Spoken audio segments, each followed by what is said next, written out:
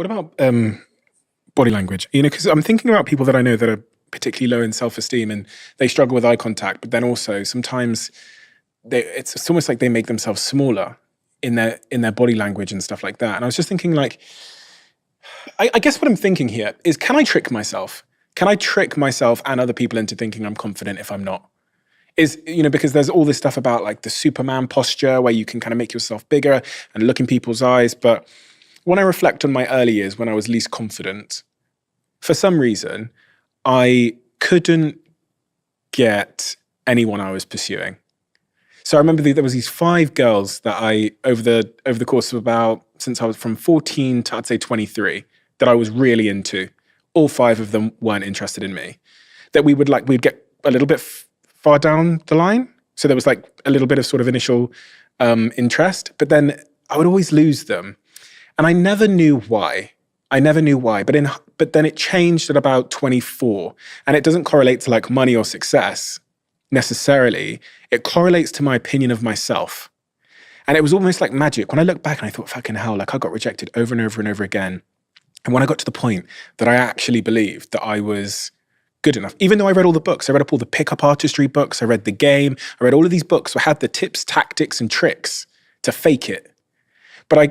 But it wasn't until I genuinely believed that I was high value that I had real success with the opposite sex. And so it left me with this feeling that you can read all the tips, the tricks, the eye contact, the body language, but maybe none of it works because there's 1,000 other non-verbal micro expressions that are communicating you're low value, you don't believe in yourself, you're not worthy, that overpower that we can't really control. And the reason it changed at 24, 25, 26, 27 is because I genuinely felt like I was good enough for them. Like, so, this is why I reflect on this idea of like, I know people will click podcasts like this because they want the tips, the tricks. They want to get from A to Z in 3 seconds. No. They want to get from low confident, low self-esteem, all that, to at the altar with a king. And they want to do it. They want to know how to do it in the space of this conversation so that they can end this conversation and walk down the aisle tomorrow with their Prince Charming. That's what people want. They want to solve complex things with short, simple solutions. Doesn't exist.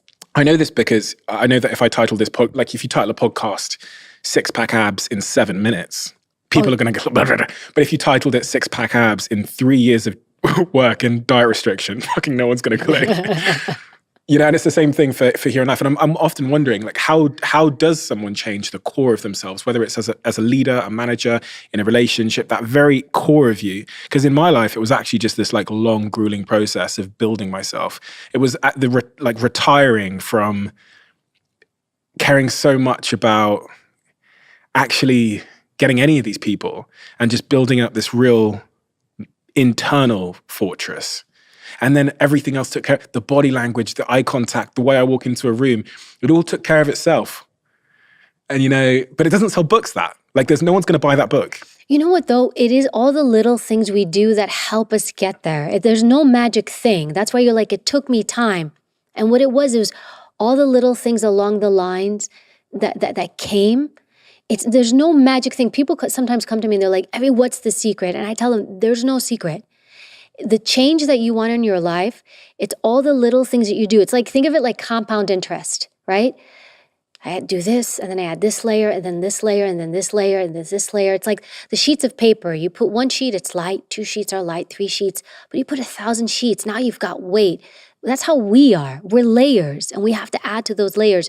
There's no quick thing. When you know you're going to get there? When you're sovereign. When you feel like, I don't need anybody.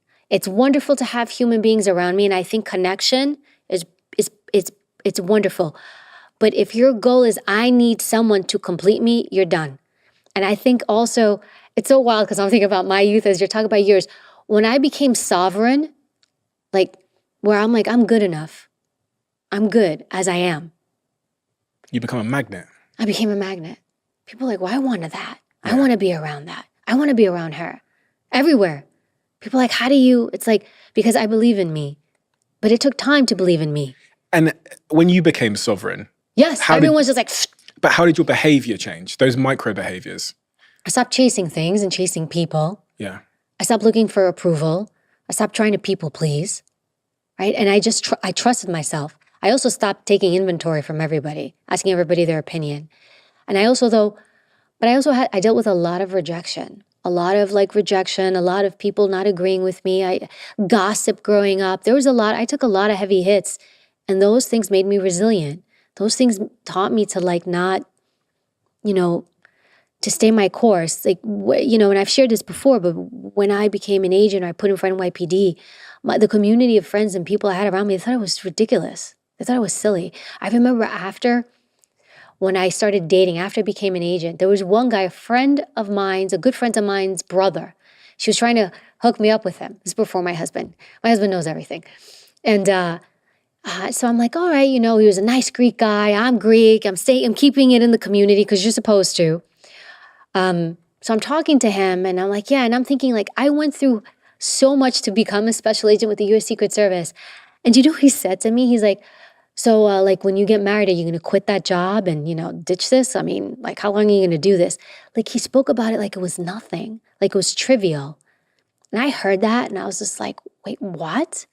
It's like, dude, you couldn't get into the Secret Service if with your, there's no, with all your might. And when he was said that to me, and his job, he owned a diner and he owned a diner, food. His success was wealth and money.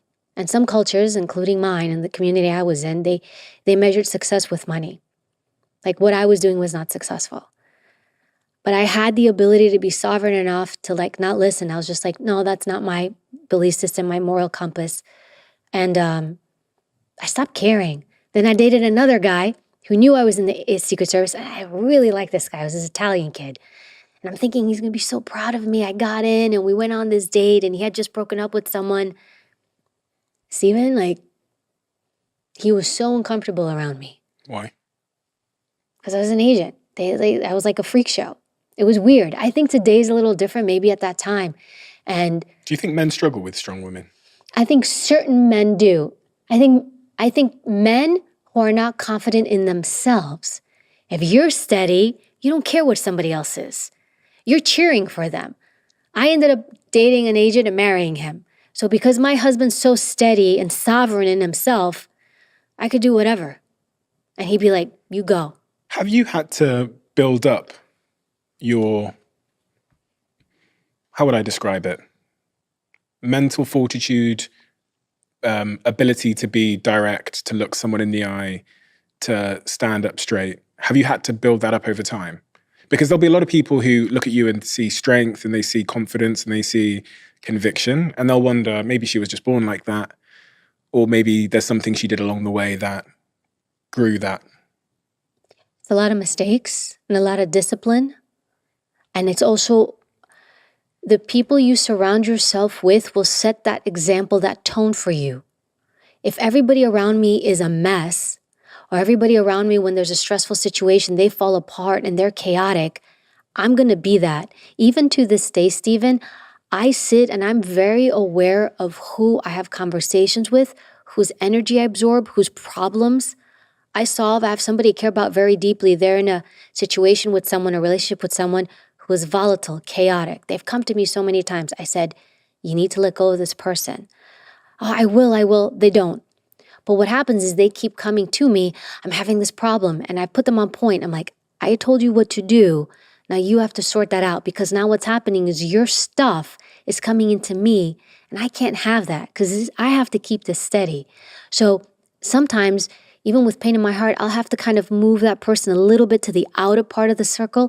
Does not mean I don't care or love them, but it means your chaos has to stay there because it's going to bleed into my life. You're unsteady, I'm unsteady.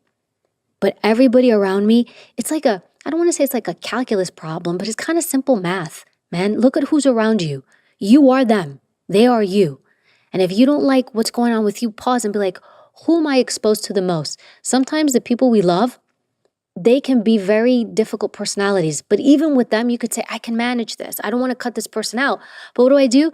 I just move them to the edge of the circle a little bit more. And you have to make sure your core circle is strong. And that's something you have to constantly reassess, because sometimes in our lives, this person is good here, and then maybe 2-3 years later, they're not good anymore. But what we're tied to is that person who we knew back then.